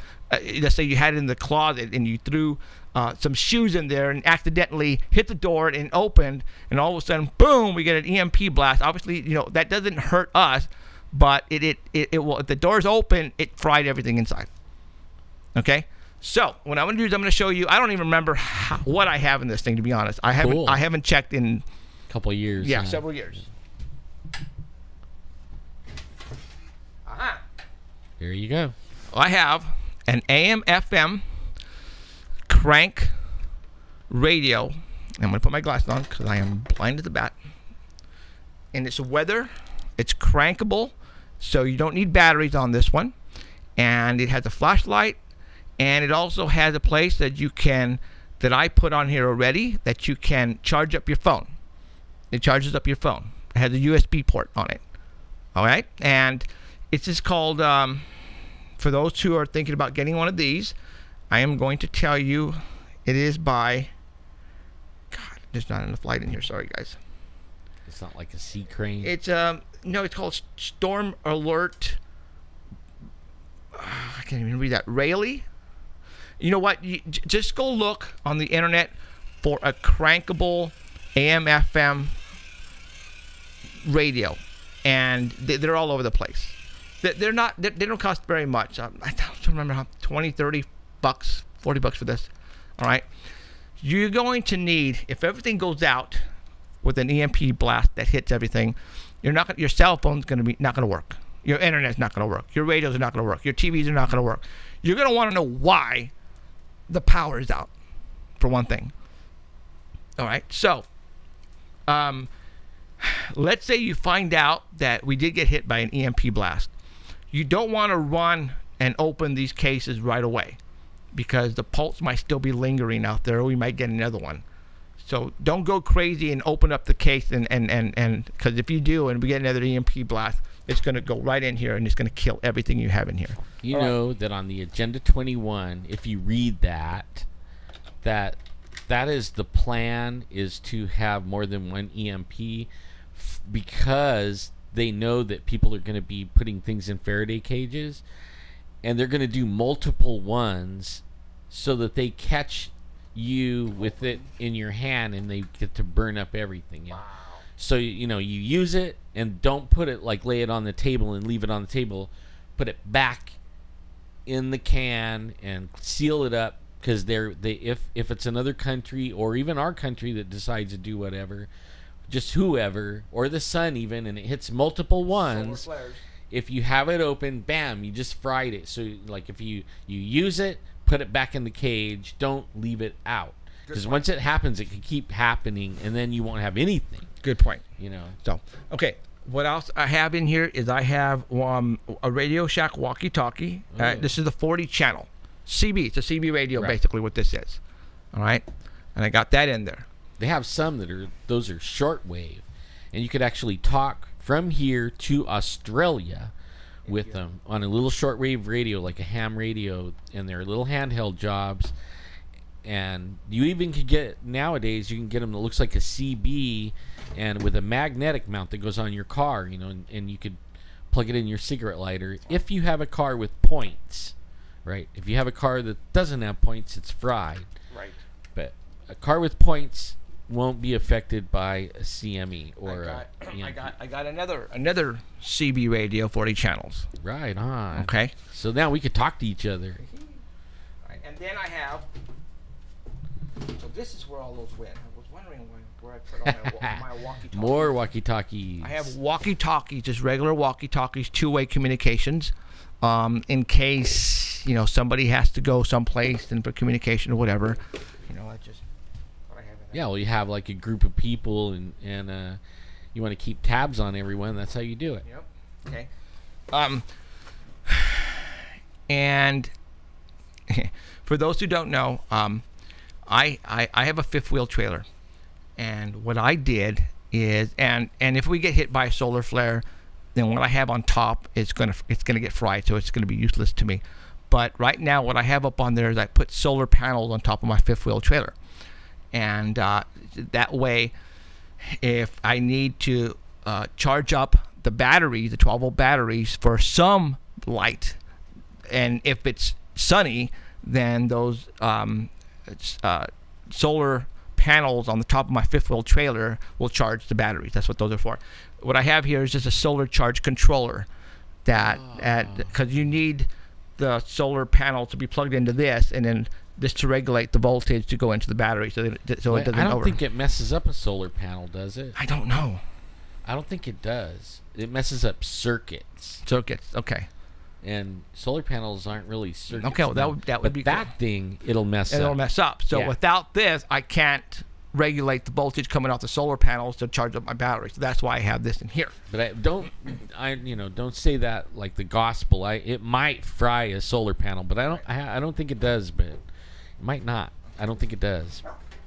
But it could. All right, now you guys are really gonna make fun of me right now. Yeah, he's got his fish tank air pump. This is what it looks like. Oh shit. More radios. Oh, this is a scanner. Oh yeah, you need that. Everybody needs one of I have a those. scanner. You need that all the time, even not in an emergency. All right. Oh, that's like an air pump? No. No? All right. A wah-wah pedal for a guitar. Okay. There are two things. Okay. When you are now on your own, obviously what you want in your round of people is a doctor, because if there's somebody injured, they can assist you. But let's say for a long period of time, there are two doctors that you really need throughout your life, and that is your regular practitioner, your doctor to give you checkups, and there's another thing that you really need to go see is the dentist. All right. So, Man, do I. Ditto. Matter of fact, that's where my son's going actually for the next 4 weeks. He's getting work done, and I said to myself, what happens if you have a tooth that it's killing you? What do? Are you going to get a pair of pliers to pull it out? What happens if you do have a dentist, and that person can help you if they have the right equipment? Well, I went and bought a dentist drill. That's what this is. Oh, wow. That's what this is. So you down a bottle of whiskey, Basically. and then you pinch your eyebrow or something. You basically hit it on the. Obviously, you need your whiskey or whatever to numb your gums. But I actually went out and bought the drill and stuff that the dentists use, but I got a compact one. That obviously you need electricity, but this is low voltage. We're talking 12-volt DC. So you could use a solar panel or a car battery. Mm-hmm. Okay, so even if we didn't have a dentist, if you really needed to work on somebody's tooth, you could probably do it with this, and somebody could do it. Wow. All right, so I don't remember how much this thing cost me. I think it was like $150 or something. You could even do wood carving with it. No, we're gonna really just use it for teeth. Now I know I'm gonna get people who are gonna make fun of me. I know. Take box off the desk. Oh, this is probably blocking me. It's empty now, though. Okay. That was the last thing, I think. Yeah, it was. So, yes, you guys, I actually went out and bought a dentist drill with the pedal, the foot pedal, the foot pedal with the drill. Oh man, and I like that. And I think I'm going to use it on some grandkids, like scare them, And I got it here, you guys. I know this is going overboard, but not really. I'm trying to cover all areas, and you know what? We might get a nuclear weapon coming down on Fresno tomorrow and just blow everybody to kingdom come, and all this is, who cares? But I'm trying to cover everything. All right? So I know I'm going to get people who's going to make fun of me because I got a dentist drill. I don't care. All right? So if you guys need some dentist work, come and see me. Come and see me. We'll strap you down. You know, So yeah. this is the He stuff. needs to practice. Okay, yeah. Now, let's talk about the solar flares and the EMP blast. Anything electronic, like we were just talking about, 12-volt batteries, car batteries, all that will get fried. Yep. Okay, so this is what I suggest to do. Unless you ground it. I got a better way. Do you guys remember back in the 80s when we used to have those metal trash cans with the trash can lids? All right. They still have them. They still have them, right? Yeah. And they're cheap. Yeah, they are. They are well, $8 or $9, $10. Okay, $10, and for a trash can with the lid that fits on top. Yeah. All right, that is a Faraday cage. That would be perfect for 12-volt car batteries, because then you need something big, and you can also put all this stuff in that. So for me to go spend, oh my, why she keep calling me this? Oh, I already did. Instead of paying $20 for this, I could have got a trash can for $10, like he said, at your nearest hardware store, and had twice as much stuff in it. And yes, and so you need something to put a couple of car batteries in it, because that's 12-volt, that's electronics, it's going to get fried. Yeah. All right. So if you do get a trash can, metal trash can, you put the lid on it, and you have to seal that baby tight. I mean, you put that lid on it and tape it up so the lid is not movable. Because, like I said, there cannot be any cracks up above inside. Because I wonder if you use like aluminum tape.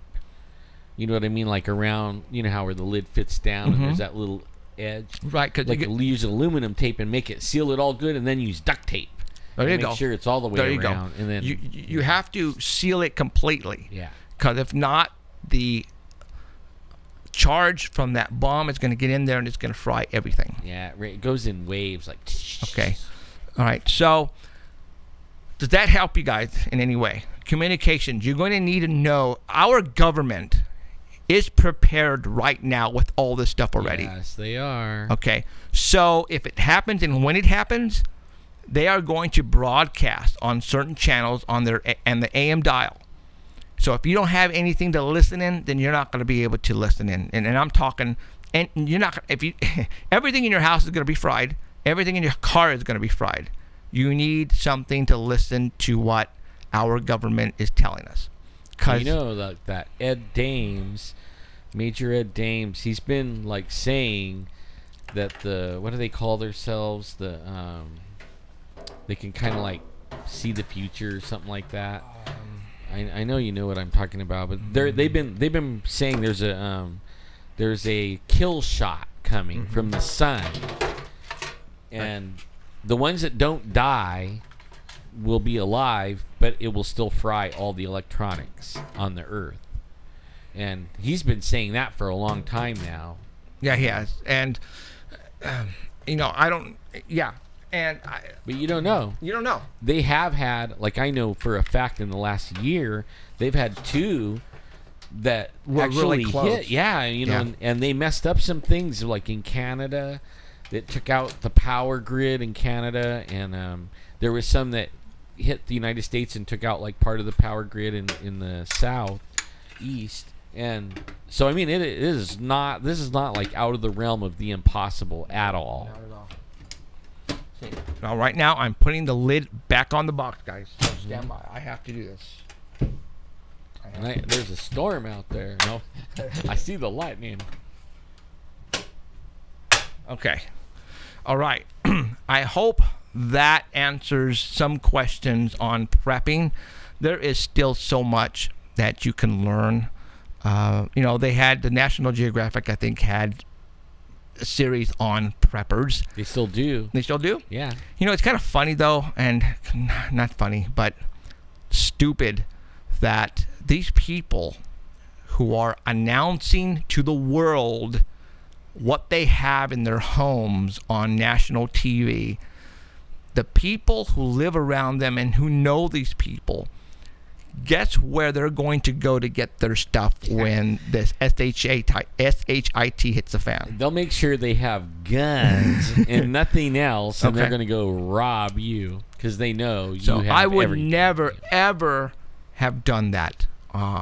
Volunteer and show people what I have, because people know who you are. Not unless you're secluded out in the middle of nowhere and no one knows who you are. Well, obviously, no. Somebody you still will. Yeah. So not good. Okay, you need to keep this to yourself. Well, obviously, I've broadcasted to everybody what I have, but when the SHIT hits the fan, I'm out of here. You can have my house. I don't care. See, and I don't keep it. I only keep like a little bit at my house. Mine's at the bug out place. Yes. Where our family, you'll have to torture everyone, and maybe somebody will break and tell you where it is that we're going to all meet. Right. Because actually, if you live in a city and something happens, you got to have a plan to get out of the city fast. Right. Because the first thing that's going to happen is martial law, and one of the first things they do in martial law is block off the city and keep everybody in, which doesn't make any sense. But they try to keep you in, and then the next thing they do is go get everybody's gun. I mean, they go around kicking in doors, getting everybody's gun, and we've seen it in a few disasters already, in Katrina and some of those ones over there in Florida and stuff. And hey, once that hits, we grab our bag and we're gone, and then we go hit our bug out place out of the city, and then we make a plan as a group from there where to go. Right. How long have we been on the air? Can anybody tell me out there? I'm trying to figure this out. And now we have 11 people on chat, and probably a lot more who are watching us right now. They're probably going, why didn't we know about this particular show? Let me go ahead and let you guys in on what happened today. We decided to pre-record this show for tomorrow, Sunday, because we are shooting some episodes for our TV show on Sunday, so we won't be able to do our live show. So the only way to do this, I'm sure there's another way of actually recording this without it going over the air, but we didn't have time to sit down and figure it out. It was like this all of a sudden thing. So right now we are broadcasting the show right now, and what we're going to do is we're going to replay it tomorrow at 5 o'clock, which is Sunday. So everybody will still see it. Yes. Yeah. So and that's the reason why we didn't let anybody know. For those people who actually probably got alerts, because there's 11 people on the chat. Usually we have like 167 or something like that. So that's what happened, and we're going to send the audio to the Art Bell show as well, and they're going to rebroadcast the audio as well. But our show is only 3 hours long. I don't remember what time we started. You got me, but only it has a counter on there. Oh, doggone it. You're right. Where's the mouse? You're right. So we've been on an hour and 48 minutes. So we're going to only go on for 2 hours tonight. So we got 12 minutes left. Not bad. And we pretty much said what we wanted to say tonight. When I just want to go on one more thing, and it isn't prepping or anything like that. It's back to the show. The band, our house band, and we really love them. They are just absolutely great, and we love having them. And but only they're kind of like split up at the moment, living in different places. And normally we would not do what we're doing right now, but only they couldn't come to do the taping for us except on Sunday. And then it put us in a predicament, like, oh man, what are we going to do, Well, you know what though, because the shootings that we're going to be, the filming in the future that we're going to be doing for the TV show, some of them might land on Sunday. Right, yeah. So we might have to do this again. Right. And but at least we know how to do it, which is awesome.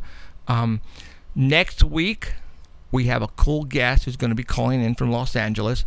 I have to stop announcing who it is, because not tooting our own horns, but people are watching the show and what's happening, and a lot of people are pretty much figuring it out because they are emailing me and texting me that, because after I say who we're going to have on Sunday, within the week that show will have the same person. Yeah, right the day before we have it. Or that week, yeah. Yeah. So we have somebody coming on next Sunday, calling in from LA, and I guarantee you don't want to miss it. Oh, you don't want to miss this one.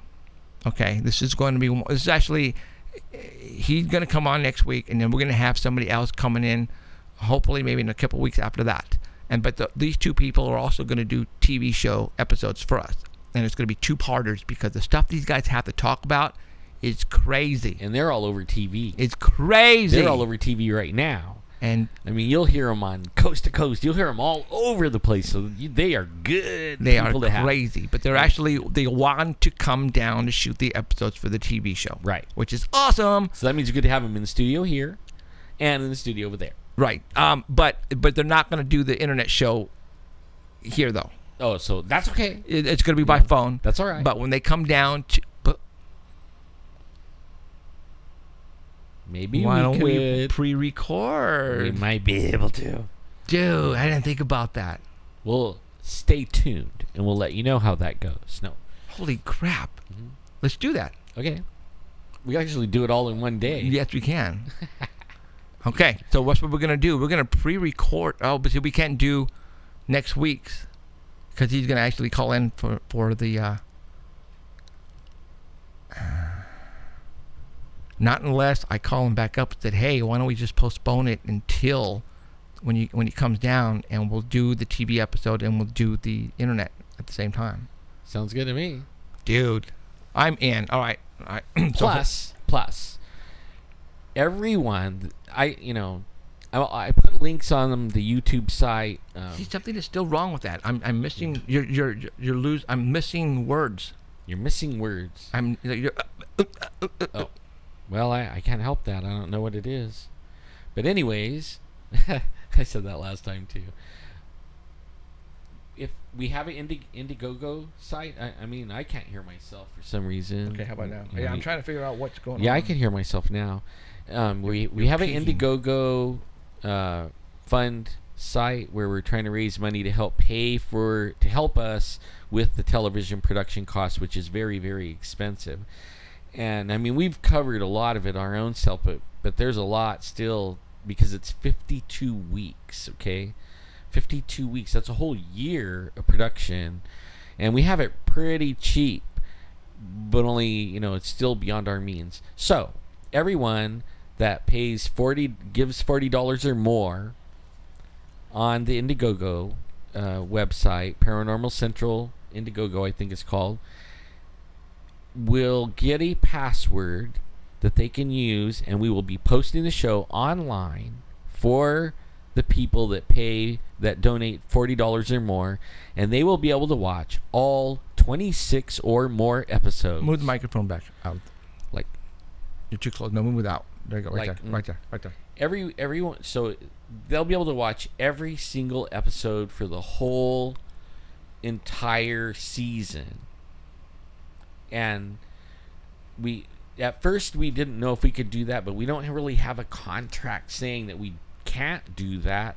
So we're going to go ahead and do that. So now all our people in England and Saudi Arabia and Australia and Spain and Mexico and Canada and all around the United States and other states that won't get the signal yet, and we really anticipate being picked up nationally and internationally not long after this.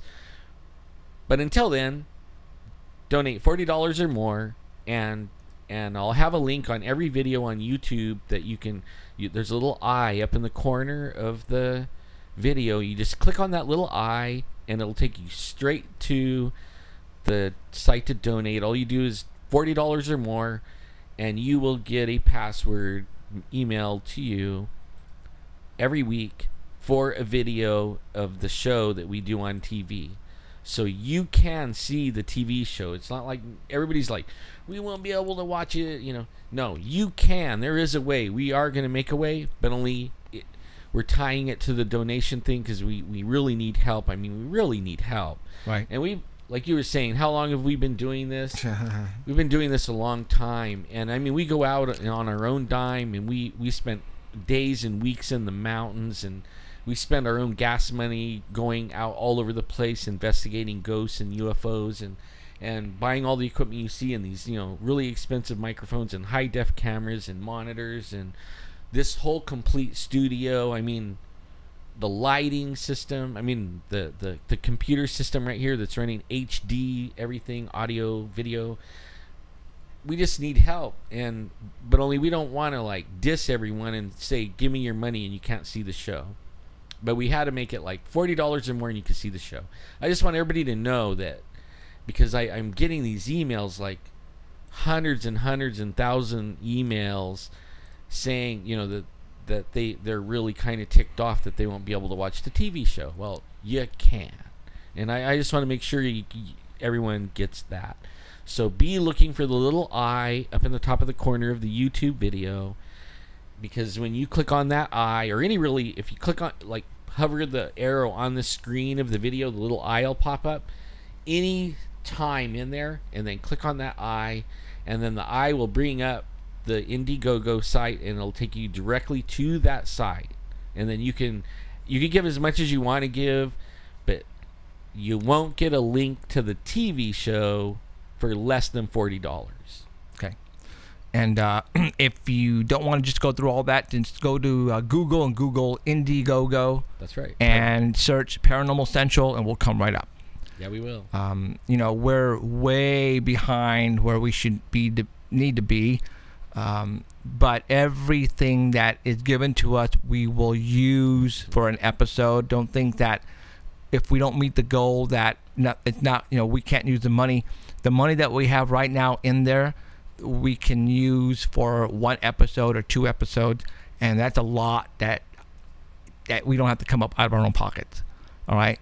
So I would really appreciate anything you guys can donate. That would be awesome. And again, go to Indiegogo and donate whatever you can. There's different perks on there that you can get. And again, I would really appreciate your help. If you donate enough, you can go out squatching with us. And I guarantee you, if you donate enough to go squatching with us, it will be a squatching trip you will not forget. I guarantee that. And there will be no hokey pokey focus. I mean, there's not going to be somebody running around in the woods acting like a monkey.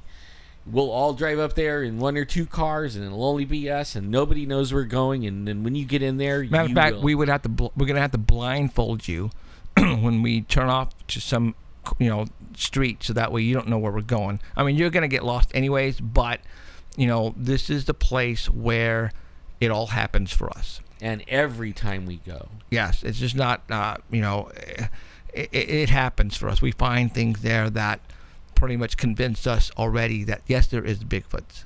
I mean, we have tracks of them. We have videos of them. We have pictures of them. We have the windows. We have the windows. We have the King Kong the roar. Yeah. I mean, and that's all from that one place. And I would love to take a few people that donate enough. I'll take them. I'll love to go spend a few days with you guys in Squatchland. And I will be scared the whole time. Yeah, he does. He's pretty scared. No doubt about that. I will. I'm being upfront about it. It scares the right out of me, but I'll go every time. And I would love to take our best fans. Okay, so all right, we got about a minute and 30 seconds left. I want to thank you guys for showing up tonight. And like I said, this is only a 2-hour show tonight. So tomorrow, this is today already. For those who are listening right now live, tomorrow this show will rebroadcast at the same time on the same channel on live stream, and Art Bell website, Dark Matter Network, will broadcast the audio as well. So for all those people who are listening and watching us right now, you're ahead of the game. So you don't have to come back tomorrow if you don't want. But this is only a 2-hour show. So that is pretty much it. All right, so I want to thank you guys for whoever showed up tonight, who weren't supposed to show up, showed up anyways. Appreciate it. Good seeing you. But for those who are watching us on Sunday, thank you for showing up. If this is your first time, I hope you had a blast. We usually go on for 3 hours, we do some really good stuff here, and we have a blast doing it. So I want to say thank you. So, all right, that's it for us here at Paranormal Central. Thank you for showing up. I appreciate it. For Jeffrey Gonzalez and Alan Thomas and Emerald and Danny Valderrama, you guys have a good night. We will see you next week. This Friday, I will post who's going to be on the air with us, or maybe not, because I'm going to talk to them about possibly coming in and doing it live. See ya. Bye, guys. You have been listening to Paranormal Central with Jeffrey Gonzalez and Alan Thomas.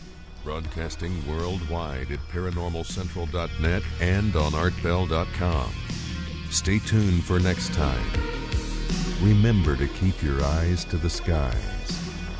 And we hope you witness something you cannot explain.